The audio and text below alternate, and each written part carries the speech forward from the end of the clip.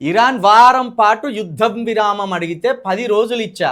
ఈయన చెప్పేదానికి ఇరాన్ జవాబిచ్చేదానికి చాలా తేడా ఉన్నది. ఈయన ఏమంటాడు, వాళ్ళు ఇరాన్ వాళ్ళు వచ్చి బతిలాడితే వారానికి బదులు 10 రోజులు ఇచ్చిగా రెస్ట్ తీసుకోపోర్రి అన్నాడు. ఈయన 6వ తేదీ రాత్రి 8 గంటల దాకా దాడులు చేయొద్దని నిర్ణయించాం.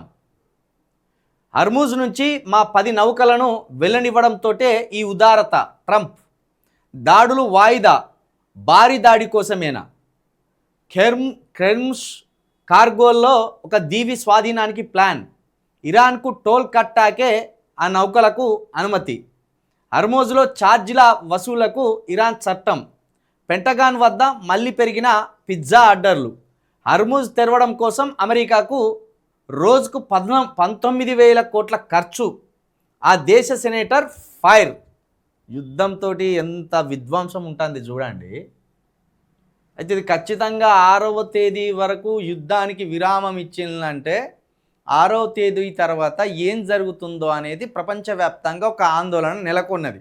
ఆ ఆందోళన నేపథ్యంలోనే మోడీ గారు మనమంతా టీమిండియా లాగా పనిచేయాలి అనేది చెప్తున్నారేమో అనేది అనిపిస్తున్నది. మరి 6వ తేదీ తర్వాత అమెరికా ఏం భావిస్తుందంటే ఇరాన్ను కోలుకోలేని విధంగా దెబ్బ కొట్టాలని ఒక వ్యూహాత్మకమైన ఎత్తుగడలో ఉన్నదనేది ప్రపంచవ్యాప్తంగా పరిశీలకులు, విశ్లేషకులు భావిస్తున్నారు.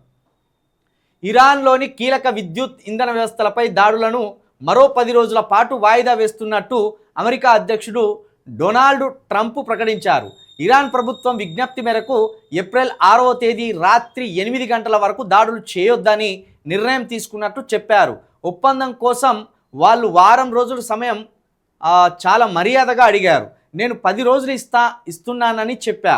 హర్మూజ్ జలసంధి నుంచి అమెరికా నౌకలను వెళ్ళనివ్వడంతో దాడుల వాయిదాపై ఉదారంగా వ్యవహరించా. చర్చల్లో భాగంగా తాము నిజాయితీగా ఉన్నామని చూపుకునేందుకు 8 పెద్ద చమురు నౌకలను పంపిస్తామని ఇరాన్ వాళ్ళు చెప్పారు. ఆ 8 నౌకలు హర్మూజ్ జలసంధిని దాటి వస్తున్నాయి.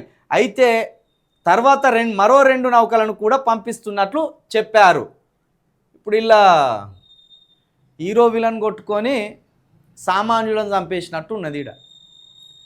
అమెరికా ప్రెసిడెంట్ మంచిగానే ఉన్నాడు, అటు ఇరాన్ ప్రెసిడెంట్ చచ్చిపోయిండు, వాళ్ళ సైనిక విభాగానికి సంబంధించిన అధినేత కూడా చనిపోయిండు. కానీ ప్రజలు ఇబ్బంది పడతాను. మళ్ళీ ఏమంటాడు, 6వ తారీఖు రాత్రి 8 గంటల వరకు అవకాశం అట. మరి 6వ తారీఖు 8 దాటిన తర్వాత ఏం జరగబోతుంది?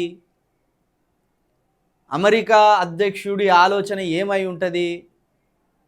నమ్మించి ఒకటేసారి విరుచుకపడి ఇరాన్ ఏమన్నా చేయాలనుకుంటున్నాడా? మరి ఇరాన్ ఎందుకు తగ్గింది? ఇప్పటికే యుద్ధం వల్ల ఖర్చులు కావచ్చు, ఆర్థిక మాధ్యం కావచ్చు, లేకపోతే సంపద కావచ్చు ఆవిరైపోతున్నది, ఇటు ప్రాణ నష్టం జరుగుతున్నది, ఇటు సైన్యం నష్టం జరుగుతున్నది, సమయం వృధా అవుతున్నది ఈ యుద్ధం వల్ల అని మాట్లాడుకొని కొంత గ్యాప్ ఇచ్చింలా. ఈ యుద్ధం వల్ల ఇరాన్ ఏం చెప్తుందంటే అమెరికా సైనికులు 300 మంది గాయపడ్డారు, దగ్గర 13,000 మంది అమెరికా సైనికులు మరణించుండ్రు అని ఇరాన్ చెప్తున్నది. 13,000 మంది సైనికులు అంటే అది చిన్న సంఖ్య ఏం కాదు, చాలా పెద్ద సంఖ్య. 300 మంది సైనికులు గాయపడ్డారట, 13,000 మంది సైనికులు ఇరాన్ అమెరికా యుద్ధంలో మరణించిందట. అది అమెరికాకు సంబంధించిన బలగాలు. కానీ దీన్ని అమెరికా కొట్టిపారేసింది. 13,000 మంది మా సైనికులు మరణించలేదు, అంత 100 లోపే ఉన్నారు మా సైనికులని అమెరికా కొట్టిపాడేస్తాను. ఇక హర్మూజ్ జలసంధిని తెరవడానికి అమెరికాకు ప్రతిరోజు 19,000 కోట్ల ఖర్చు వస్తుందట. వీళ్ళకు ఒక్క రోజుకే 19,000 కోట్లు ఖర్చు అయిందట. మనకు నెలకు 16,000 కోట్ల ఆదాయం ఉన్నది. ఇంకో 2,000 కోట్లు కలిపితే మనకు లోటు బడ్జెట్ నుండి బయటపడతాం. మనం 18,000 కోట్లు కావాలి మనకు. రాష్ట్రాన్ని ప్రతి నెల ఉన్న అవసరాలను తీర్చడానికి కావచ్చు, సంక్షేమ పథకాలను అందించడానికి కావచ్చు 18,000 కోట్లు కావాలి.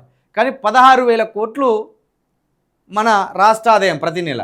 కానీ వీళ్ళకి హర్మూజ్ జలసంధి తెరవడానికి రోజుకే 19,000 కోట్ల రూపాయలు ఖర్చు అవుతున్నాయట. అంటే దీన్ని బట్టి ఎంత సంపద యుద్ధం వల్ల ఆవిరైపోతున్నది అనేది మనకు ఇక్కడ అర్థమవుతుంది. మరి 6వ తారీఖు రాత్రి 8 గంటల తర్వాత ఈ ట్రంప్ మామ ఏం చేయబోతాడు?